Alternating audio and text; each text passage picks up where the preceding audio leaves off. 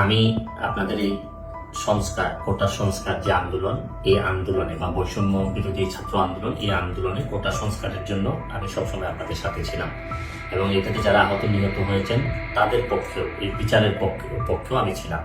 কিন্তু আমার ব্যর্থতা হচ্ছে। ওরে ভাই রে ভাই, লন্ডনে পালিয়ে থেকে কেঁদে কেঁদে লাইভে ব্যারিস্টার সুমন ছাত্রদের উদ্দেশ্যে দিয়েছেন বক্তব্য। বলছেন আমি ছাত্র আন্দোলনের পক্ষে ছিলাম, হয়তো সেভাবে বোঝাতে পারিনি। বিস্তারিত জানতে ভিডিওটি শেষ পর্যন্ত দেখবেন। লন্ডনে অবস্থানরত ব্যারিস্টার সুমন সম্প্রতি একটি লাইভে এসে ছাত্রদের উদ্দেশ্যে তার বক্তব্য রেখেছেন। তিনি বলেছেন আমি সবসময় ছাত্র আন্দোলনের পক্ষে ছিলাম, কিন্তু হয়তো আমি ছাত্রদের সঠিকভাবে বোঝাতে পারিনি। কিন্তু আমার ব্যর্থতা হচ্ছে কি আমি আপনাদেরকে বুঝাইতে পারিনি, এটার জন্য আমি সম্পূর্ণ ব্যর্থ হয়েছি। তার এই বক্তব্যে তিনি নিজের অবস্থানকে পরিষ্কার করার চেষ্টা করেছেন।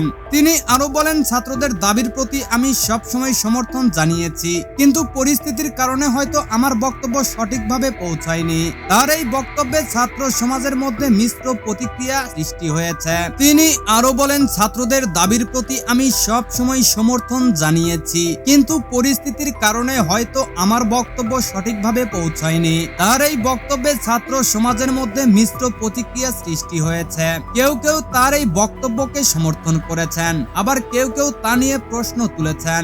লাইভে তিনি তার ভবিষ্যৎ পরিকল্পনা সম্পর্কে কিছু ইঙ্গিত দিয়েছেন এবং বলেন আমি সবসময় ন্যায়ের পক্ষে, ভবিষ্যতে আমি চেষ্টা করব আমার অবস্থান আরো স্পষ্ট করতে। বিবৃতি শেষে তিনি ছাত্রদের প্রতি আহ্বান জানান এবং তারা যেন নিজের অধিকার আদায়ে সোচ্চার থাকে এবং সঠিক পথ অনুসরণ করে। তার এই লাইভ ভিডিও ইতিমধ্যেই সামাজিক মাধ্যমে ব্যাপকভাবে ভাইরাল হয়েছে। প্রিয় দর্শক, পরবর্তী আপডেট পেতে চ্যানেলটিকে সাবস্ক্রাইব করে পাশে থাকবেন। সবাইকে ধন্যবাদ।